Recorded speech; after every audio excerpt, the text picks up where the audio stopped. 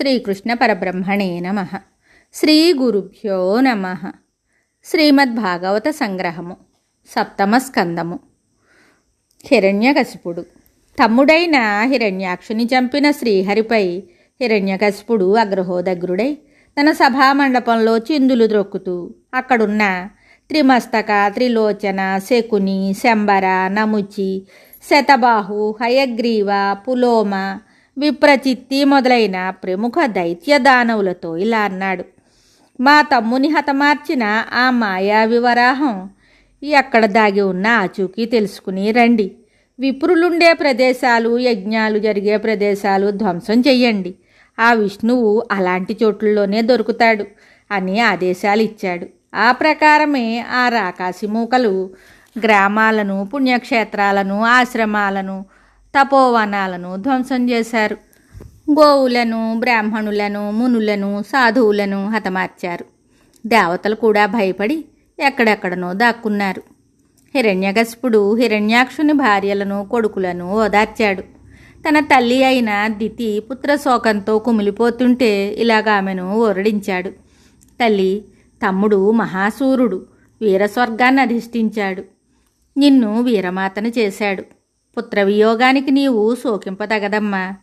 దాహము తీర్చుకొనడానికి వచ్చి కాసేపుండి వెళ్ళిపోయే బాటసారుల వంటివే కదమ్మా.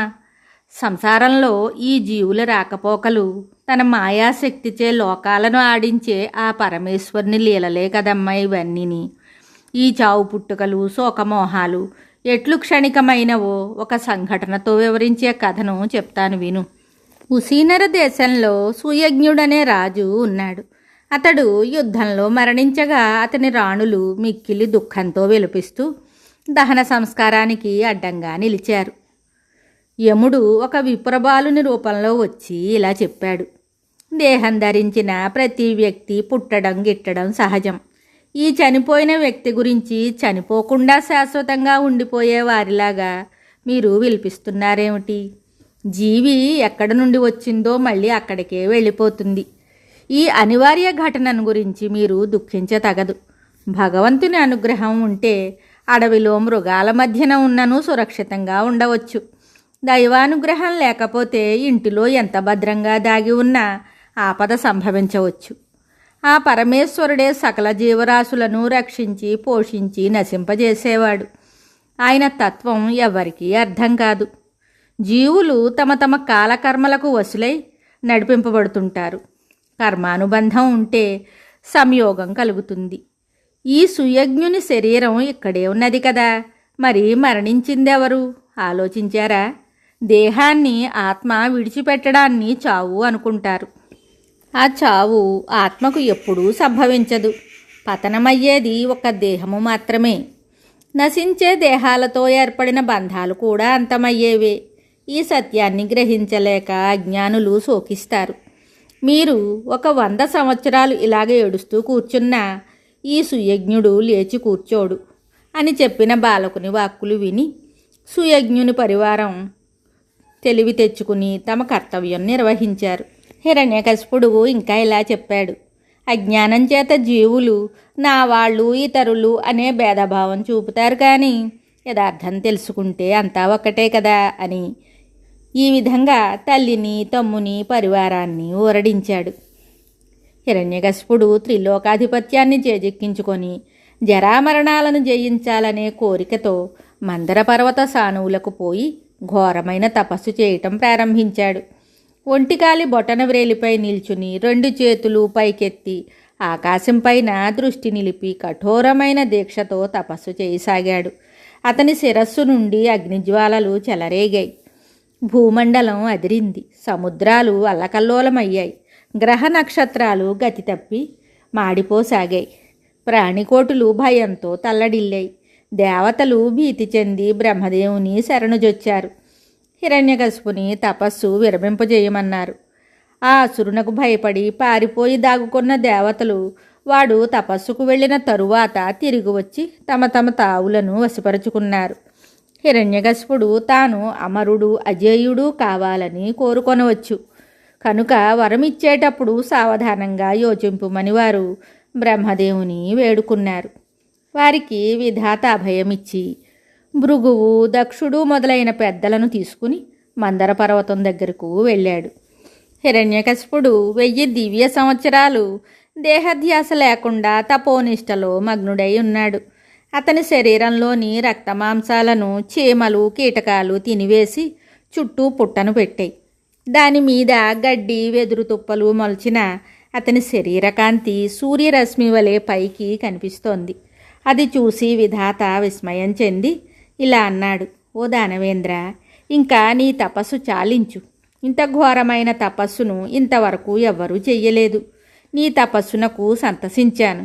నీ కోరికేమిటో చెప్పు, తీర్చుతాను అని చెప్పి తన కమండలం నుండి నీరు తీసి ఆ పుట్టపై జల్లగానే తపస్సు విరమించి సంపూర్ణ దేహ సౌష్ఠవంతో సుందర విగ్రహుడై సూర్యుని వలె మెరిసిపోతూ హిరణ్యకశిపుడు బయటకు వచ్చాడు.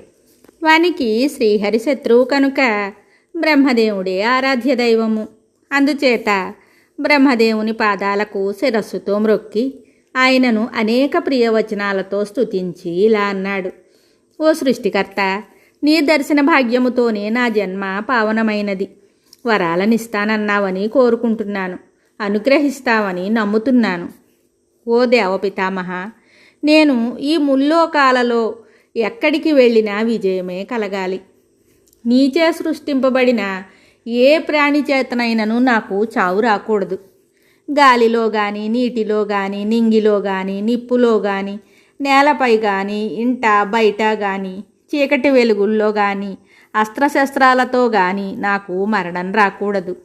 నాకు దేవ, దానవ, నర, జంతు, నావులలో ఎవ్వరి చేతను చావు రాకూడదు. అలాంటి జీవితం ప్రసాదించు అని కోరుకున్న హిరణ్యకశిపునితో బ్రహ్మ సరే అని ఇలా అన్నాడు: నాయనా, ఇలాంటి వరాలు ఎవ్వరూ కోరలేదు. అయినా నీకు మాత్రమే ఇవ్వబడిన ఈ అపూర్వమైన వరాన్ని నీవు దుర్వినియోగం చేయకుండా సద్బుద్ధితో ప్రవర్తిస్తూ అనుభవించు అని హితవు చెప్పి అంతర్ధానమయ్యాడు. వరము పొందిన హిరణ్యకశిపుడు బ్రహ్మదేవుని హితవాక్యాలను మన్నించకుండా పట్టలేని అహంకారంతో శ్రీహరిపైన వైరం పెంచుకుని ముల్లోకాల్లోనూ బీభత్సం సృష్టించడానికి పూనుకున్నాడు. దేవతలను, గంధర్వులను, విద్యాధరులను, యక్షులను, కిన్నరులను, సిద్ధులను, సాధ్యులను, చారణులను, నాగులను, పక్షులను, భూతప్రేత పిశాచాలను, మానవులను, జంతువులను నానా బాధలకు గురిచేశాడు. దిక్పాలకులను తరిమివేసి వారి రాజధానులను ఆక్రమించాడు. లోకాలన్నింటినీ జయించి సురేంద్రుని రాజమందిరాన్ని ఆక్రమించటానికి వెళ్ళాడు. విశ్వకర్మచే సకల వైభవాలతో నిర్మింపబడిన ఆ ఇంద్రభవన వైచిత్రిని చూసి దిగ్భ్రాంతి చెందాడు. తిన్నగా పోయి దేవేంద్రుని సింహాసనాన్ని అధిష్ఠించాడు ఆ దానవేంద్రుడు. దేవతలంతా భయభ్రాంతులై ఏమాత్రమూ అడ్డగించలేదు. సరికదా శిరస్సులు వంచి కానుకలిచ్చి శరణు వేడుకున్నారు. ఏ క్షణాన ఎవరికి ఎలాంటి హింసలు పెడతాడో అనే భయంతో పిడికిళ్లలో ప్రాణాలు పెట్టుకుని వినయంగా నిల్చుని ఉంటే వారికి రాక్షస భటులు పనులు పురమాయిస్తూ అదిలిస్తూ ఆజ్ఞాపిస్తున్నారు. హిరణ్యకశిపుడు తన భార్య అయిన లీలావతితో సర్వస్వర్గ సుఖాలు అనుభవిస్తుండేవాడు.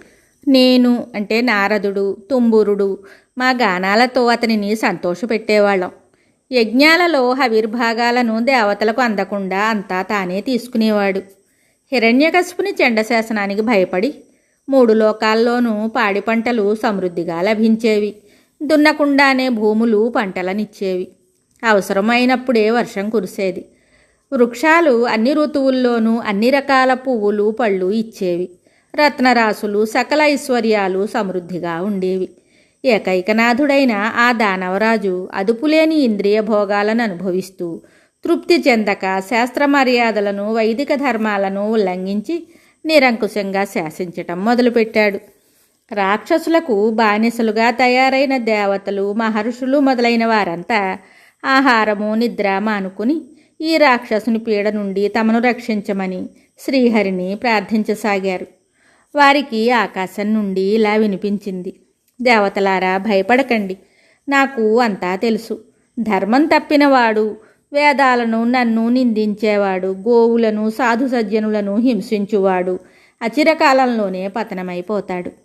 సకల సద్గుణ సంపన్నుడైన ప్రహ్లాదుని కన్న కొడుకని అయినా కరుణ లేకుండా నా యందున్న ద్వేషముచే ఎప్పుడైతే హింసిస్తాడో అప్పుడే వాని అంతము ఆసన్నమైనదని గ్రహించండి.